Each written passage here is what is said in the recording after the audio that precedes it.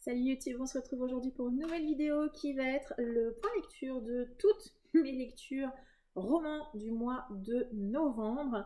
Avant de tourner ce point lecture, je m'étais dit non, novembre, ça a été un petit mois, j'ai pas lu grand chose et finalement, voilà, j'ai tout ça. Je vais essayer de vous en parler assez vite, d'être assez synthétique pour pas que la vidéo dure trop longtemps.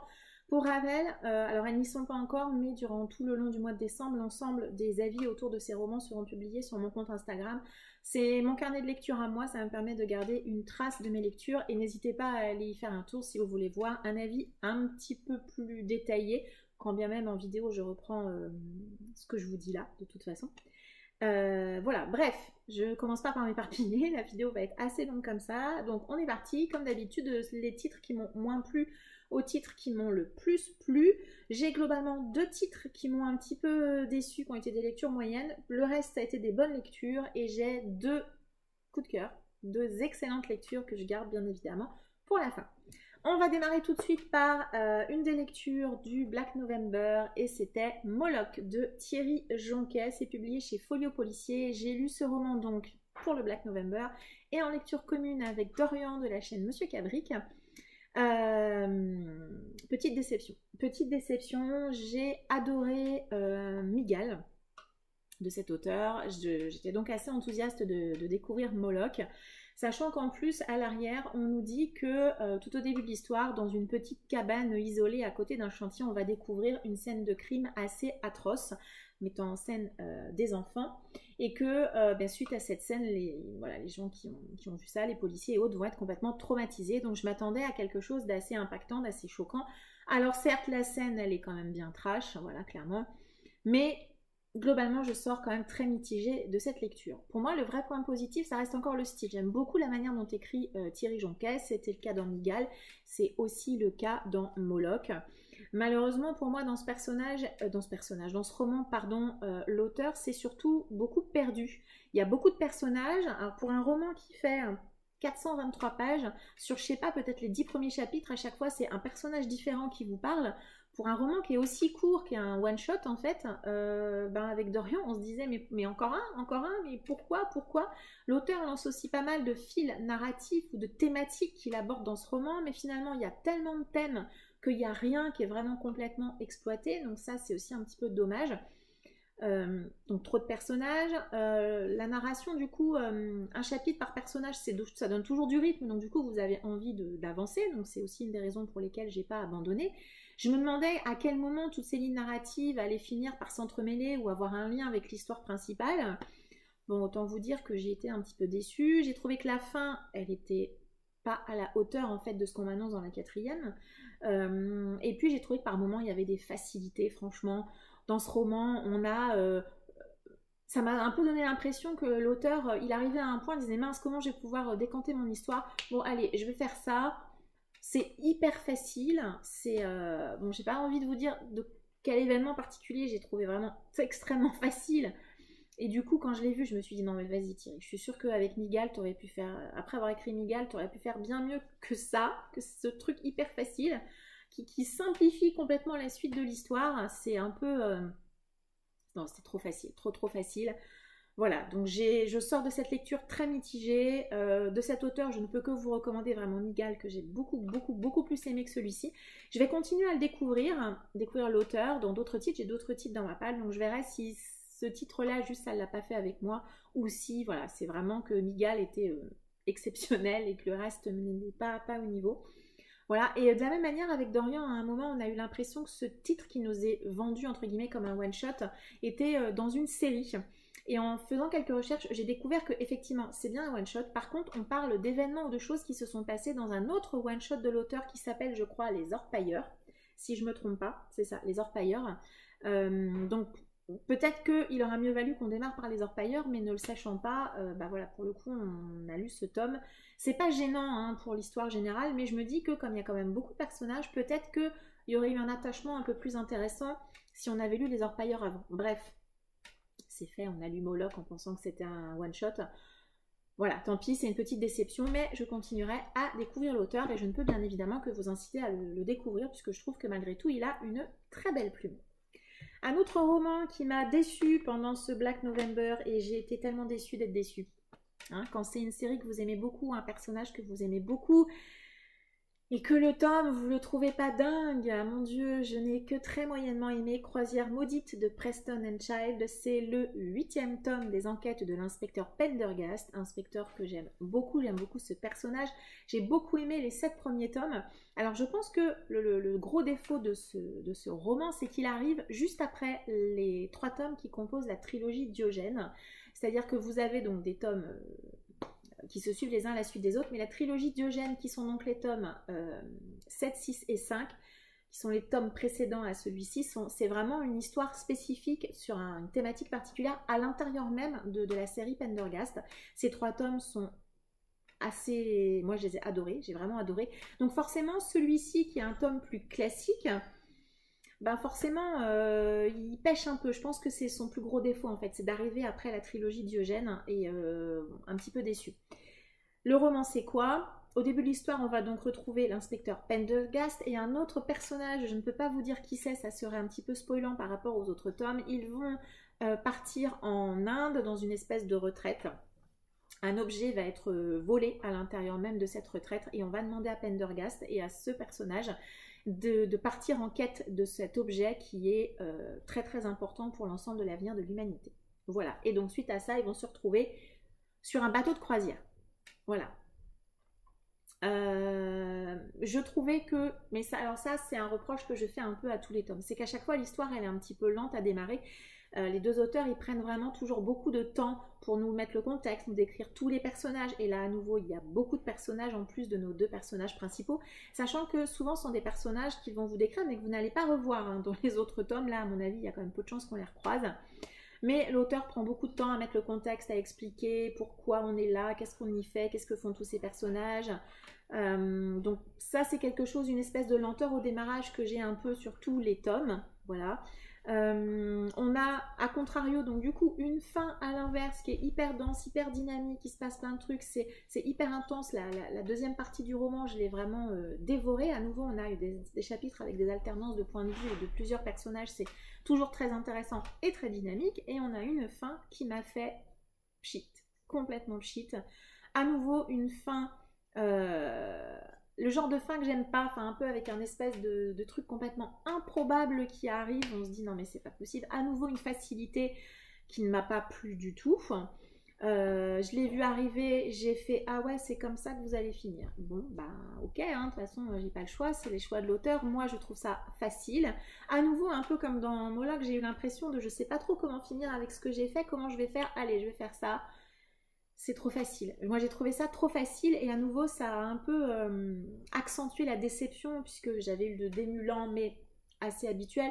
La deuxième partie qui est hyper hyper dynamique et puis la fin, la résolution qui fait un peu pchit. C'était un petit peu dommage. De la même manière, le roman se termine. J'ai eu l'impression que je n'avais pas toutes mes réponses à un certain nombre de choses qui sont développées dans le roman. Alors, soit c'est moi qui suis passée à côté, soit vraiment elles n'y sont pas. Je ne sais pas. Comme d'habitude, la fin se termine sur un cliffhanger et vous avez en tout cas un cliffhanger ou une grosse révélation et vous avez envie de lire la suite. Moi j'aime beaucoup Pendergast, donc je continuerai de lire cette série. J'ai un attachement au personnage, à lui et aux autres, et à d'autres personnages, notamment le deuxième qui est ici.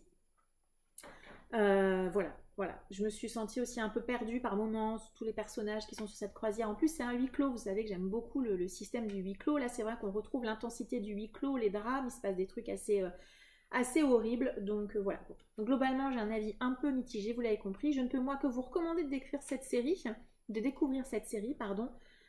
une série que j'aime beaucoup ce personnage, vous l'avez compris. On est toujours à la lisière entre le policier, il y a toujours une petite touche de fantastique, il y a toujours aussi un lien un peu avec de l'historique ou de l'ésotérique pourrait-on dire. Moi j'aime beaucoup cette série, je trouve que ça se lit toujours très bien. C'est des petites briquettes mais franchement ça se lit vraiment assez bien.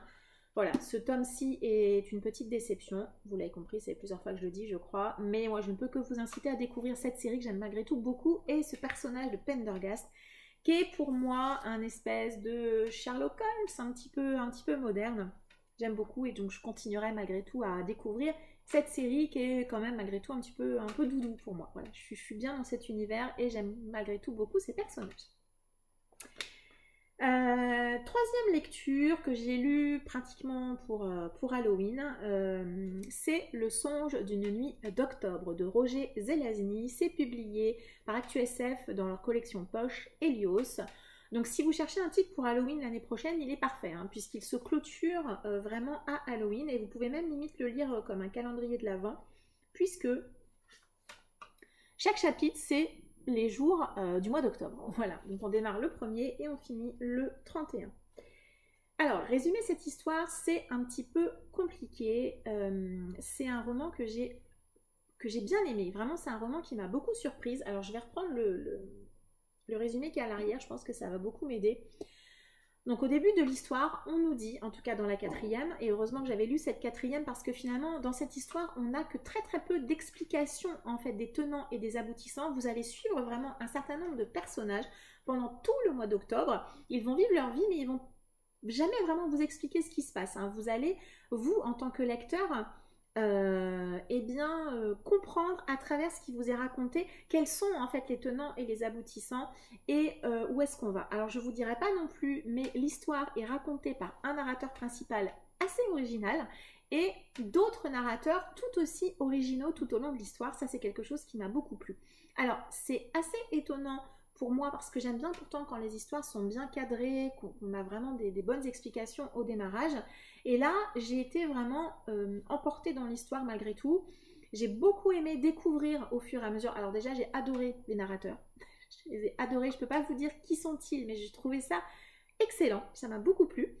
Et puis, on va découvrir l'histoire, donc. Et moi, j'ai beaucoup aimé suivre cette histoire et la découvrir finalement et apprendre pourquoi, comment, qui et jusqu'où on allait aller. Donc, je repartais du résumé. En gros, on nous explique que dans 31 jours, donc le 31 octobre, a priori, le portail s'ouvrira et les grands anciens déferleront sur le monde. Et donc, on va avoir des ouvreurs et des fermeurs qui vont s'opposer pour soit ouvrir le portail, soit fermer le portail. Voilà. Et donc, heureusement que j'avais lu cette 4e pour comprendre, ça m'a quand même bien aidé à appréhender cette histoire. Donc, vous l'avez compris, j'ai beaucoup aimé. On a également, comme dans la 4e, beaucoup de références. Que ça soit à Frankenstein, à Sherlock Holmes, à Cthulhu, à Lovecraft. Je pense qu'il y a des références que je n'avais pas et qui m'ont manqué pour encore mieux apprécier cette histoire. C'était assez amusant en tout cas de voir tous ces univers un petit peu mélangés les uns avec les autres. Je vous cache pas que si vous aimez les histoires vraiment avec des explications à chaque fois, c'est peut-être pas le roman pour vous. Mais moi, j'ai été emportée et c'est resté une lecture que j'ai beaucoup appréciée, malgré son côté très étrange et extrêmement atypique. Voilà, donc n'hésitez pas à le découvrir tout en sachant que ça reste une lecture très étrange. Et je lirai d'autres titres de Roger Zelazny. J'ai beaucoup aimé la manière de raconter, le côté aussi un petit peu humoristique qu'on a par moment. Bref, c'était une très très chouette lecture et moi, je vous la recommande tout en sachant voilà, qu'il y a quand même quelques particularités. On va passer dans toute autre chose, retournons dans le Black November. J'ai réussi à lire Les Assassins de la 5e baie de Kanae Minato. C'est publié au Seuil policier. Voilà. C'est un titre que j'ai beaucoup aimé. C'est un titre assez court, c'est la littérature asiatique. Hein, donc vous savez que j'aime beaucoup la littérature asiatique. C'est un roman que j'ai lu, je crois, en une après-midi ou une après-midi et le lendemain, un ou deux chapitres le lendemain matin. C'est un titre que j'ai beaucoup aimé. Alors, ici, on va suivre, en tout cas au début de l'histoire, Madame Moriguchi, une enseignante en classe de 5e. Et au début de l'histoire, elle va parler à la classe qu'elle a sous sa responsabilité. Elle leur annonce qu'elle démissionne suite au décès de sa petite fille qui est arrivée quelques jours ou quelques mois précédents. Sa petite fille qui avait 4 ans, qui a donc été retrouvée noyée dans la piscine du collège. On soupçonne un accident, mais elle démissionne et à la fin de son discours, elle annonce qu'elle sait, que dans la classe, elle sait qui sont les assassins de sa fille.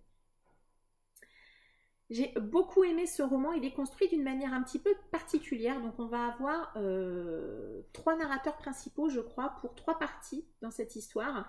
Les parties vont se répondre et chacun des narrateurs va vous raconter l'histoire, son histoire qui va s'entremêler avec l'histoire de Madame Moriguchi et avec le décès de la petite Manami. J'ai beaucoup aimé la construction, j'ai beaucoup aimé la manière dont c'est fait, c'est de la littérature asiatique, donc ça reste assez lent et assez introspectif par moments. On a quand même beaucoup de passages narratifs, hein, assez peu de dialogue. On est à fond, complètement à fond dans la psychologie des personnages, donc des adultes, mais également des collégiens que l'on va suivre. Voilà, il n'y a pas énormément d'action, honnêtement. On reste vraiment sur le mystère qui plane autour de la mort de Manami, des conséquences, et puis de ce qui s'est passé avant, pendant et après. J'ai beaucoup aimé, beaucoup aimé. C'est vrai que ceux qui n'aiment pas forcément revoir les mêmes événements d'un point de vue différent, je pense que ça peut ne pas vous plaire. Moi, c'est quelque chose que j'aime bien. En tout cas, c'est bien fait. On n'est pas un peu dans le truc un jour sans fin, pas du tout. Mais vous allez avoir un événement et puis après, du coup, vous allez avoir le point de vue des autres qui, du coup, va vous éclairer sur l'événement initial. Hein. Vraiment, ça va vous éclairer et vous allez vraiment découvrir tout ce qui s'est passé et comment et pourquoi est morte cette petite fille. Il y a quelques rebondissements que j'ai beaucoup aimés. Voilà, je l'ai lu très vite comme j'ai dit au début, c'était assez addictif, j'ai passé un très bon moment. Je ne crois pas avoir vu d'autres titres de cette autrice, mais moi j'ai beaucoup aimé et franchement si vous avez l'occasion de le découvrir et que vous aimez la littérature asiatique bien évidemment, je ne peux que vous le recommander. À nouveau, très chouette lecture. Une autre très chouette lecture qui était dans mon Pumpkin, j'ai lu Creuse la mort de Paul Clément, c'est de l'auto-édition et ça a été également une très chouette lecture, c'était ma découverte de Paul Clément. Ici on va rencontrer un enseignant, un banquier, Frédéric, qui est donc banquier et il a une maison, une femme, un travail, une petite fille je crois. Il a donc une vie tout à fait lambda et tranquille et un matin quand il se lève il découvre un trou dans son jardin. Il décide de reboucher ce trou. Et puis au fur et à mesure des jours, ce trou va revenir. Voilà. Et il va finir par être complètement obsédé par ce trou. Qui fait ce trou? Pourquoi ce trou? Et il s'avère que ces trous dans son jardin, ils vont finir par se répandre. Et on va trouver des trous dans les jardins des autres habitants de cette ville, mais pas seulement. Ça a été une très chouette lecture. Vraiment, la thématique, je l'ai trouvée hyper originale. En tout cas, le début... pourquoi ces trous? Qu'est-ce qui se passe? Vous vous doutez bien qu'il y a une dimension quand même fantastique. Ça va s'aggraver, il va être complètement obsédé par ces trous dans son jardin. Ça va avoir des impacts sur son travail, sur sa famille, sur ses amis. Et puis, il n'est pas le seul. Il y a d'autres personnes qui ont des trous dans leur jardin. Eux aussi vont se retrouver dans des situations complètement folles. C'était très facile à lire, très agréable. J'ai beaucoup aimé l'écriture de Paul Clément. J'ai envisagé de lire Les Décharnés. J'espère que j'aurai le temps de me le caser en janvier pour le challenge de la crypte. C'était très chouette, très cool. Pour ceux qui ont parfois des a priori sur l'auto-édition, franchement, allez-y. Je n'ai pas vu de faute. Il y a même des entêtres assez sympas, voilà, que la pelle et le crâne. C'est vraiment un titre très sympa, très agréable. Alors, la résolution qu'a choisi de mettre l'auteur autour de cette histoire, je suis moyennement fan. Mais par contre, l'ensemble de la lecture est restée très bonne, très chouette. Au début, il y avait également, j'ai noté quelques petits dialogues que j'ai trouvés un petit peu artificiels, pas très naturels, mais franchement, pour l'ensemble du roman, j'ai passé un très bon moment. C'était très cool et moi, je ne peux que vous recommander. Si vous avez envie d'avoir une lecture un petit peu creepy, franchement... n'hésitez pas, c'était vraiment très cool. Un autre titre avec lequel j'ai passé un très chouette moment, c'était également pour le Black November. J'ai lu 6 femmes de Tina Seskis, c'est publié chez Pocket. On va suivre donc 6 femmes qui, au début de l'histoire, décident de se revoir pour un pique-nique. Et il va se passer quelque chose dans le courant de ce pique-nique. Ces 6 femmes se connaissent depuis de nombreuses années. Elles ont été à la fac ensemble, elles ont vécu un certain nombre d'événements ensemble. Et ce pique-nique, c'est un petit peu l'occasion de se retrouver et d'échanger et parfois de faire éclater certaines vérités, on va dire. C'était une bonne lecture de Tina Seskis, l'autrice. J'avais lu Partir il y a quelques années, qui était plutôt sympa, qui se passait à Londres également.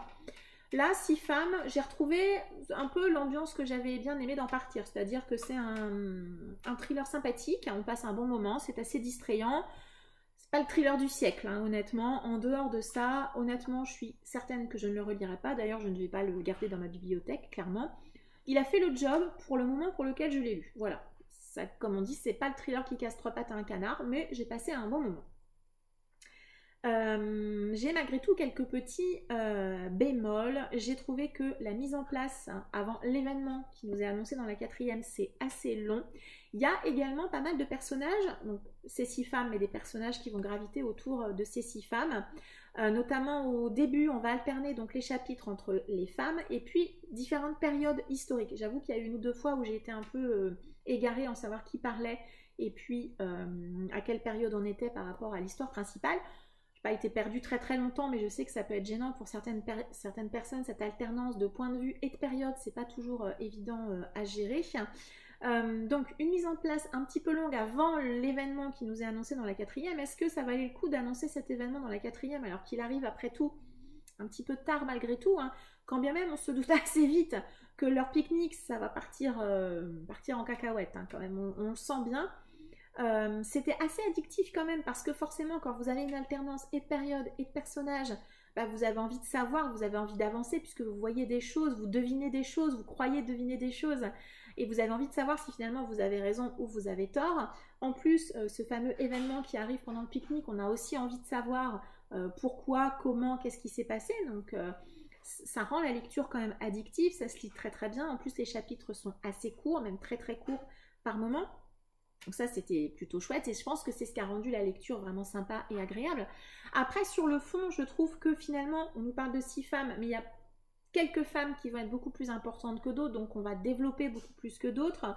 Je trouve que l'événement il arrive un peu tard, je trouve que parfois ça tire un petit peu en longueur. Il y a quelques petits retournements de situation, bon c'est pas incroyable, hein. Il y a une grosse thématique importante qui à mon goût je trouve peut-être pas assez encore développée ou appuyée. Voilà, c'était un titre sympa. Après, je ne le recommande pas pour les gens qui lisent beaucoup de thrillers et surtout beaucoup de romans noirs. Clairement, vous allez vous ennuyer et vous n'y trouverez pas leur compte. Pour les gens comme moi qui en lisent ponctuellement, c'était distrayant, c'était sympathique. Je suis convaincue, tout comme Partir, que je ne le garderai pas en mémoire pendant des années. Mais sur le moment, il a fait le job, c'était sympa. Voilà, si vous avez l'occasion de tomber dessus en boîte aux livres, en bibliothèque, voilà, pourquoi pas. Vous passerez un moment sympa.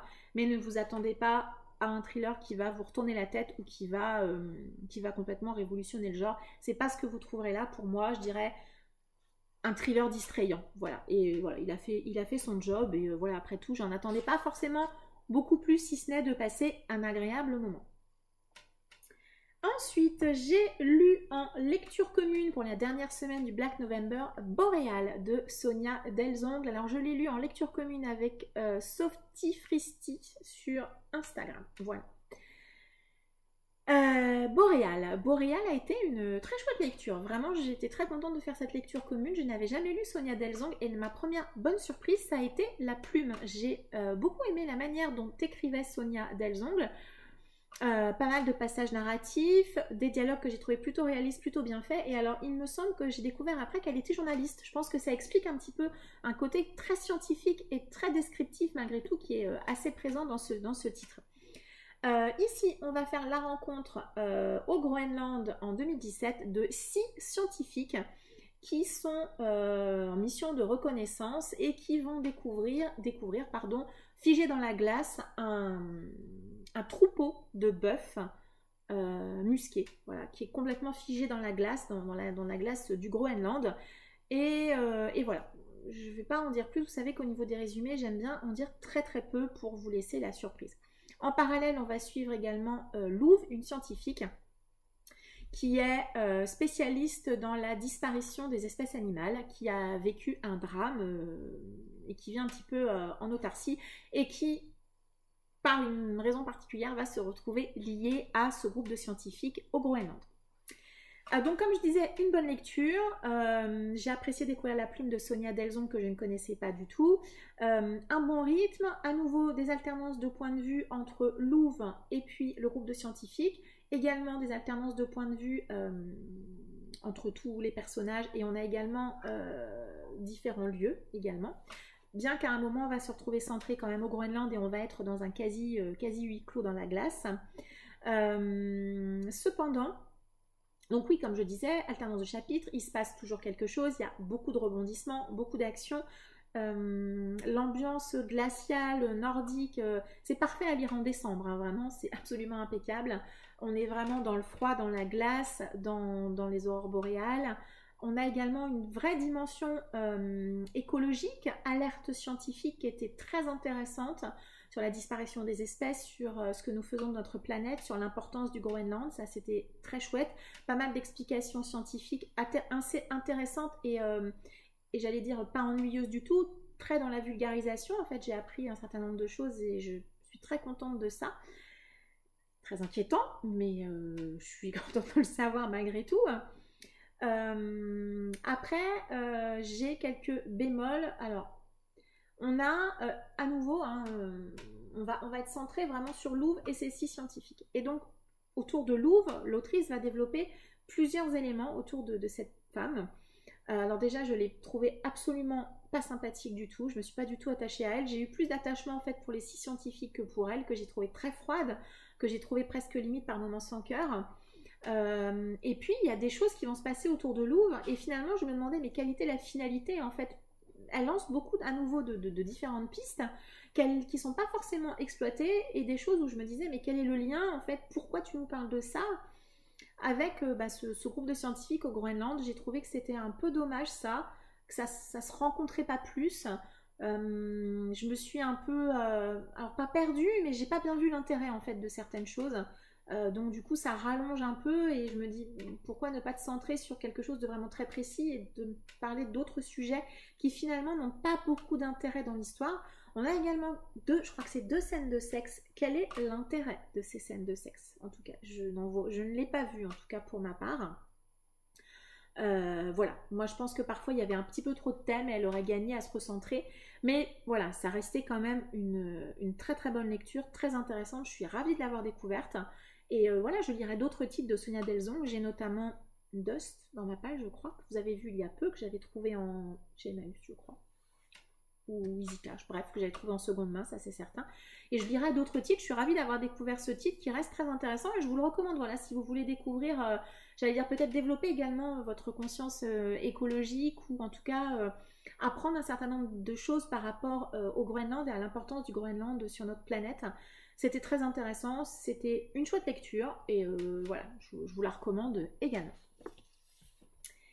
Et j'ai gardé les 2 meilleures lectures pour la fin. Alors, je ne peux pas les départager, je les ai toutes les 2 adorées. J'ai choisi de mettre un tout petit peu en dessous, mais vraiment, vraiment de pas beaucoup, Défendre Jacob, de William Landais. Moi, j'ai la version publiée chez J'ai lu, j'ai adoré ce roman. Je l'ai juste adoré. Quand je l'ai terminé, j'étais pas certaine. Et puis, les jours ont passé et je me suis dit, mais si, c'est un coup de cœur, tu l'as adoré, adoré, adoré. C'était pas forcément bien parti. Honnêtement, c'est ça qui est assez étonnant. J'ai trouvé que le début était un peu long. J'ai eu un petit peu de mal avec le style. Il faut savoir qu'on va être quasiment uniquement dans la tête du personnage principal qui s'appelle Andrew Barber. Et ce personnage principal est procureur dans une petite ville américaine. Il est donc bien implanté dans la ville et un jeune homme qui est dans le même collège de son fils va être retrouvé poignardé dans un parc et son fils, Jacob, va être soupçonné d'avoir commis ce meurtre. Andrew, à la fois en tant que procureur et en tant que père, va tout faire pour défendre Jacob. Et pour bien évidemment découvrir la vérité également. Donc la toute première partie du roman, là où j'ai eu un peu de mal, c'est qu'en fait on est vraiment avec Andrew en tant que procureur. Il va vraiment, là il a sa casquette de procureur, il va commencer à mener l'enquête, faire des interrogatoires et tout ça. Je trouvais que c'était un petit peu long, je sais pas, je m'attachais pas beaucoup au personnage. Et puis après, c'est venu après, j'ai été complètement embarquée dans cette histoire par Andrew et sa femme, par le lien qu'ils ont tous les deux, par la douleur, par leur recherche de vérité, j'ai adoré, on a donc toute une partie qui est le procès de Jacob, qui était formidable, qui était hyper addictive. J'étais à fond dans ma lecture, je voulais savoir, je dévorais les pages. Il y a des gens que j'ai détestés, vraiment très très fort. Et puis l'angoisse, elle monte tout doucement. Vous êtes dans l'empathie, vous êtes dans la douleur. Et puis il faut savoir que donc Jacob, il a 14 ans. dans ce roman. Et il faut quand même que je le précise parce que je me dis que peut-être ça a eu une incidence. Mon fils a 15 ans. Et je pense que ça aussi, ça a eu un impact sur ma lecture, c'est-à-dire que j'ai fait un espèce de transfert hein, avec mon propre enfant, évidemment, avec ce que ressentent Andrew et sa femme, ce qu'ils expriment, ce qu'ils n'expriment pas, les choses, Il y a une scène très touchante où Andrew va regarder son fils dormir. J'ai trouvé cette scène très très belle et très émouvante, très touchante. Ils se rappellent l'enfance de leur fils et c'était vraiment très très joli, très très bien fait. J'ai adoré la fin. La fin, elle est juste dingue, je l'ai adorée. Je ne peux que vous recommander de découvrir ce titre. Je sais qu'il y a une série télé. Je crois qu'elle est sur Apple TV. Alors moi, j'ai pas Apple TV, donc je regarde très peu de séries télé de toute façon. Je pense pas que je la regarderai. Mais je vous la recommande aussi. Je pense qu'elle est à la hauteur du roman. Le bouquin, il est dingue. Il y a un suspense permanent. C'est un livre qui va me marquer, je pense, pendant très longtemps. On n'a pas... Alors, je ne l'ai pas dit, mais on n'est pas sur un roman d'action vraiment. Hein. On est sur un thriller juridique, un thriller judiciaire. Ça m'a fortement fait penser aussi à la série télé New York Unité Spéciale, je crois que c'est ça, où vous suivez des procureurs et des policiers qui mènent l'enquête avec le procès également hein, pendant les épisodes. Là, c'est typiquement l'impression que j'avais. J'avais l'impression d'être devant un épisode de New York police judiciaire, je crois que c'est ça, ou unité spéciale, ou je sais plus comment ça s'appelle, mais je pense que vous voyez de quelle série je veux parler. C'était top. Voilà, j'ai pas vu d'autres titres de cet auteur publié en France, je le regrette franchement. Je ne peux que vous recommander vraiment de découvrir Défendre Jacob. Je l'ai adoré. Voilà, vous avez compris, c'est un petit coup de cœur. Et voilà, et il va rester dans ma bibliothèque pendant de très nombreuses années, vraiment de très nombreuses années. Et un autre titre que j'ai mis tout en haut parce que je l'ai adoré dès le début. Voilà, c'est la seule chose qui l'a différencié de Défendre Jacob, c'est que je l'ai adoré dès le début, et c'est Dr. Sleep de Stephen King, qui pour moi a été un très joli coup de cœur. Alors déjà, je vous invite à aller voir le live qu'on a fait avec le groupe Un King par mois ensemble sur Facebook, où on débriefe complètement de ce roman. Alors par contre, on débriefe, on spoil, hein. Donc si vous n'avez pas lu Dr. Sleep, n'y allez pas. Par contre, si vous l'avez lu et si vous voulez vraiment voir un avis super détaillé, alors le mien et celui de mes camarades de lecture commune, n'hésitez pas à aller voir ce live, il est en replay sur le groupe Facebook. Donc, Dr. Sleep, c'est la suite directe de Shining. On va y suivre Danny Torrance, bien des années après Shining. Hein. C'est un adulte, c'est un alcoolique. Il souffre, il boit pour maîtriser son don. Il souffre beaucoup et il va se retrouver dans une petite ville américaine et il va rencontrer Abra, une jeune demoiselle qui elle aussi a le Shining, le don. Voilà. Je vous en dirai pas beaucoup plus parce que j'ai pas envie de vous en dire plus. Clairement, j'ai beaucoup aimé moi découvrir cette histoire sans en savoir de trop. C'est un joli pavasse par rapport à Shining qui est beaucoup plus petit. J'avais adoré Shining. J'ai encore plus aimé Dr. Sleep. C'est un roman, en tout cas moi je l'ai trouvé hyper addictif. J'ai été extrêmement touchée par Danny. J'ai été extrêmement touchée par la manière dont Stephen King nous décrit Danny adulte. Ce qu'il est devenu, ce qu'il a fait de son don, le chemin qu'il a parcouru. Comment il combat son addiction. Il y a aussi toute une partie qui va parler des alcooliques anonymes. Je ne connaissais pas plus que ça, on va dire, hein, le fonctionnement des alcooliques anonymes. J'y ai appris beaucoup. Oui, c'est vrai que la mise en place, elle est un petit peu longue sur vraiment quel va être le fond et le nœud de l'histoire. Mais j'allais dire ça, c'est Stephen King. Voilà, il prend son temps pour nous faire aimer tous les personnages, pour nous décrire, pour nous donner des claques hein, à chaque fois que je lis un King, je m'arrête à de nombreuses reprises, je me prends des claques, je me prends des phrases et des leçons de vie qui sont incroyables. Moi, j'ai été emportée dans ce titre, je l'ai adoré. Je trouve qu'il décrit l'addiction d'une manière juste incroyable. Alors, je sais que lui-même a connu les alcooliques anonymes, hein, voilà, il a vécu l'addiction à l'alcool.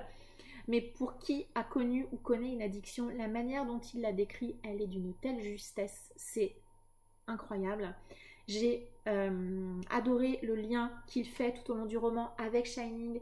C'est tellement bien entrecroisé, ça ne fait pas du tout ni artificiel, rien du tout, on n'est pas dans ça. Alors moi je vous recommande vraiment de lire Shining avant, je trouve qu'on a un petit plus quand même. C'est possible de le lire sans, mais franchement on est vraiment sur une suite directe, on a plein quand même de rappels à Shining. Donc moi je vous recommande de lire Shining avant, il n'est pas très long en plus, donc c'est tout à fait faisable. Je sais que sur le groupe, il y a quelques personnes qui n'avaient pas lu Shining, qui ont lu uniquement Dr. Sleep, ça les a pas dérangés. Donc voilà, moi je trouve qu'en ayant lu Shining, c'est encore mieux en fait. C'est encore mieux, vous voyez tous les liens. En plus, Shining, on l'a lu il y a peu, hein, je l'ai lu en août, je crois. Ou en octobre peut-être. Non, pas en octobre, je sais plus. Je l'ai lu il n'y a pas très longtemps. Et en juillet, on l'a lu en juillet, il me semble bien. Et du coup, j'avais quand même encore pas mal de choses en mémoire. C'était hyper agréable, hyper chouette. J'ai beaucoup aimé Abra, la jeune demoiselle qu'on va rencontrer, mais pas que, il y a d'autres personnages. J'ai été extrêmement émue par la fin. Comme je vous disais, je trouve que ce que Dany fait de son don, c'est juste magnifique. C'est absolument magnifique. Son respect, sa douceur, comment il utilise son dos, comment il l'emploie, comment il fait de quelque chose qui a été une difficulté pendant toute sa vie un point fort, comment il fait quelque chose de bien avec ce don. C'était absolument magnifique, je l'ai adoré. Je ne peux que vous le recommander. J'ai été en apnée sur la deuxième partie du roman entre Dany et Abra. C'était génial, c'était génial. Je ne peux que vous recommander de lire Dr. Sleep et de lire Shining, de lire Stephen King en général, hein, de toute façon. Mais vraiment, voilà, je m'arrêterai là. Je pense que vous avez compris que c'est un très joli coup de cœur, que je l'ai adoré et que... Je sais pas combien de fois j'ai dit je l'ai adoré, je sais pas. Si vous avez compté, dites-le moi en commentaire. Mais voilà, je dirai rien de plus. Lisez Dr. Sleep. Voilà, et venez me voir pour me dire si vous avez aimé ou pas, autant que moi en tout cas. Voilà, j'ai terminé ce point lecture. Je suis contente, j'ai essayé de faire quelque chose de pas trop long. J'espère que j'ai été relativement succincte, je l'espère. Je regarde le chrono, je vois que ça a l'air d'aller. Je suis plutôt contente. Voilà, j'espère que je ne suis pas allée non plus trop vite, mais il y avait quand même, je crois, 9 romans. Donc voilà, j'avais quand même envie de vous dire certaines choses par rapport à certains titres. Voilà, bref, vous avez compris.